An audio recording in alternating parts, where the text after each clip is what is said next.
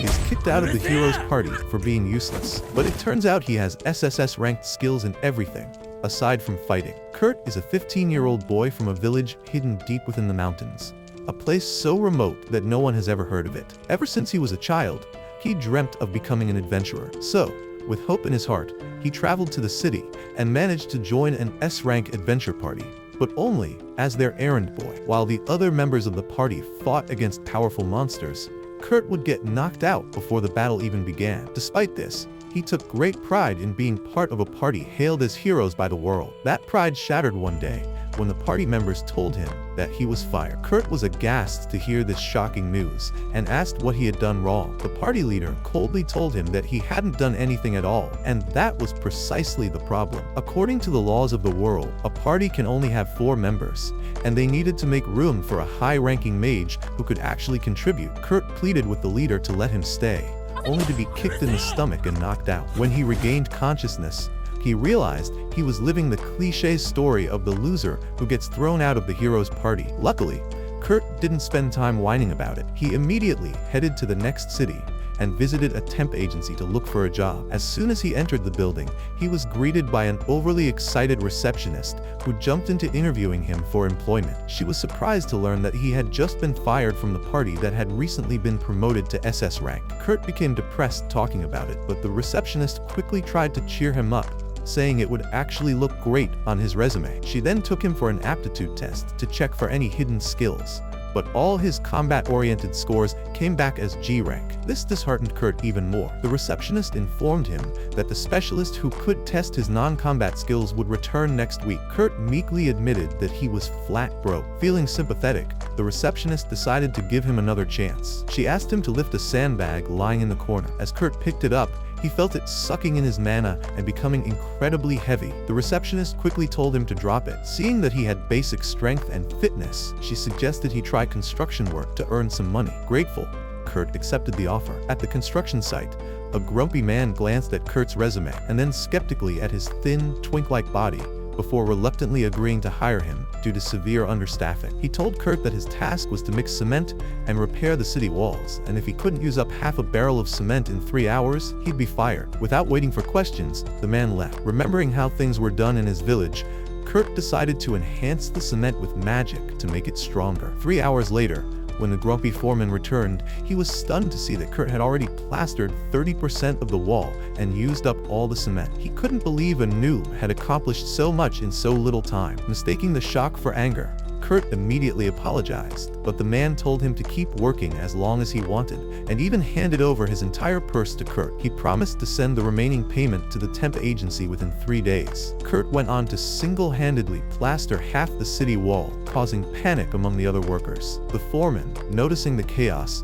approached Kurt and told him not to come back to work the next day, not because he was being fired, but because there wouldn't be any work left for others who needed the money more. He handed Kurt the rest of his payment and advised him to find work that matched his abilities in the royal capital. Kurt, however, full of self-doubt, assumed the man was just trying to get rid of him. He returned to the temp agency and sadly informed the receptionist that he'd lost his job. At that moment, a tanned beauty could be heard arguing with another receptionist about a job offer. Kurt's receptionist went over to speak with the girl, named Ulia, who was looking for a miner to explore a mountain, but she would only pay them if they found something valuable. The receptionists told Ulia her offer wasn't reasonable, but Kurt, desperate, asked her to hire him since he had mining experience from his village. The receptionist warned him there was a good chance he wouldn't get paid, and even Ulia commented that she was looking for a strong dwarf, not a twink. However, she admitted she had no money to hire a dwarf, so she agreed to take Kurt along. As they left, the receptionist began fantasizing about hiring Kurt as her submissive boy toy, when suddenly her colleague informed her that the construction boss had sent Kurt's remaining payment. When she saw the check,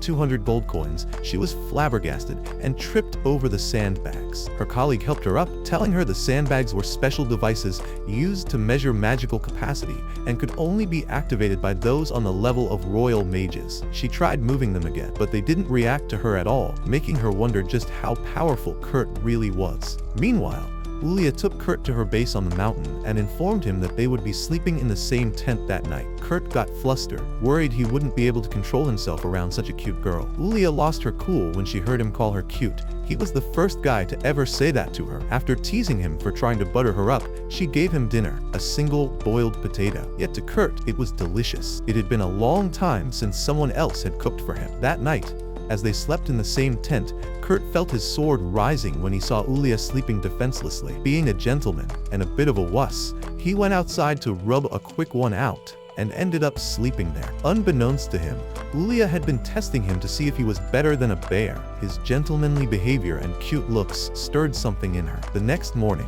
Ulya found Kurt sleeping outside and noticed that he had repaired her coat during the night. As she admired his skills, Kurt woke up and Ulya got down to business. She explained that they needed to earn 10 gold coins by the end of the week, but she had no idea how to find anything valuable in the mountain. Fortunately, Kurt did. Using his knowledge, he quickly located a rock with crystals worth 3 gold coins. Ulya was in disbelief. In just a couple of hours, Kurt gathered a large number of crystals. However, he told Ulya they wouldn't sell for much due to their small size. That's when he decided to turn them into magic crystals. Ulya was shocked, as craftsmen who could do that were incredibly rare. But before she could protest, Kurt had already finished crafting one. She was further stunned when she learned it typically takes an hour to create even a small magic crystal. Kurt was surprised by that. He wondered how masters could use magic for an hour without getting tired. Ulya realized they were not on the same page, but let him continue. After he was done, Ulya decided to head to the city to sell the crystals, while Kurt stayed behind to explore the mountain further. Ulya visited the night station and showed them the crystals. When asked for the documents of origin, she presented a pendant. The knights were shocked. It signified she was working directly for the royal family. They immediately gave her permission to use the teleportation device to travel to the royal capital,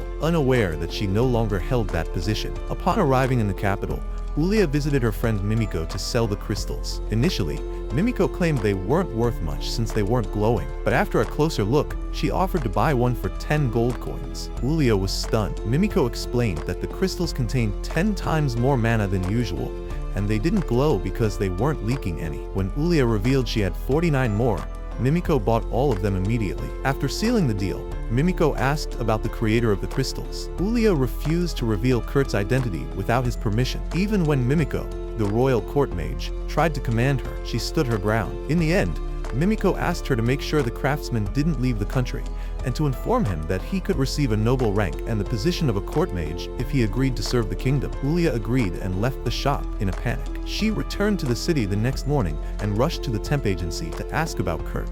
The receptionist tried to protect his identity, but Ulya used her royal pass to access his file. She was stunned to read about everything Kurt had already accomplished. She ordered the receptionist to never share Kurt's information with anyone. Then, she deposited the entire amount from the crystal sales into Kurt's name and headed back to the mountain. To her utter shock, when she arrived, she found that Kurt had built an entire house from scratch within a single day. Even more baffling was the fact that Kurt didn't think it was a big deal.